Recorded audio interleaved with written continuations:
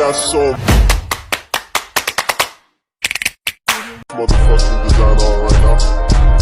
Bring it down, bring it down, bring it down. I got 3 old guys on the block. Shalom, perkenalkan nama saya Mika Elizabeth Gisvia Burpasaribu dengan NPM 2214101068 dengan teman saya. Perkenalkan, nama saya Kesia Deborah Ginting dengan NPM 2214101082. Di sini kami akan membahas tentang koperasi simpan pinjam. Koperasi merupakan salah satu badan hukum yang sudah lama dikenal di Indonesia. Koperasi merupakan suatu kumpulan dari orang-orang yang mempunyai tujuan atau kepentingan bersama. Jadi koperasi merupakan bentuk dari sekelompok orang yang memiliki bertujuan yang sama. Nah, di sini pun ada alasan penulis memasukkan sebagai simpan pinjam sebagai adalah lembaga pembiayaan dikarenakan usaha yang dijalankan oleh koperasi simpan pinjam adalah usaha pembiayaan, yaitu mengembalikan dana tersebut kepada anggotanya atau masyarakat umum. Di sini pun ada sumber-sumber dana koperasi. Sumber-sumber dana koperasi itu merupakan hal yang sangat penting bagi kehidupan koperasi simpan pinjam dalam rangka memenuhi kebutuhan para anggotanya. Setiap anggota koperasi diwajibkan untuk membayar sejumlah uang sebagai sumbangan pokok anggota.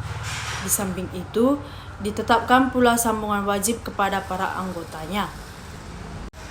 Secara umum dapat kita lihat sumber dana koperasi yang merupakan adalah yang pertama, dari para anggota koperasi berupa yang pertama iuran wajib, yang kedua itu iuran pokok, dan yang ketiga itu iuran sukarela, dan yang kedua itu dari luar koperasi.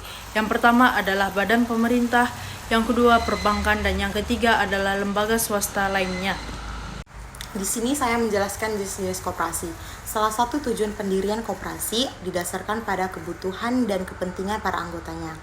Masing-masing kelompok masyarakat yang mendirikan koperasi memiliki kepentingan ataupun tujuan yang berbeda.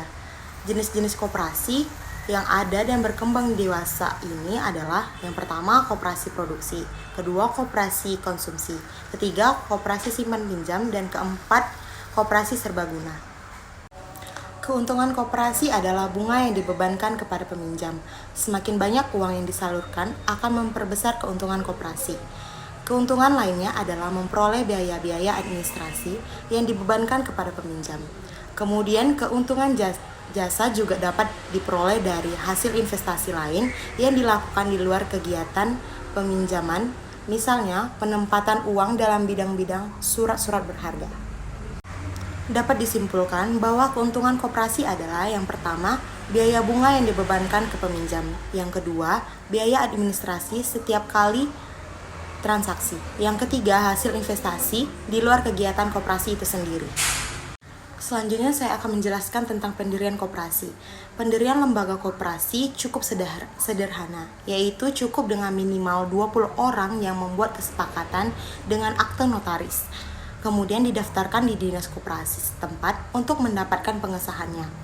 Dalam susunan organisasi, koperasi rapat pengurus mengangkat pengurus dan dewasa. Sedangkan kegiatan sehari-hari diserahkan kepada pengolahan koperasi. Sekian dari penjelasan saya dan teman saya ucapkan terima kasih.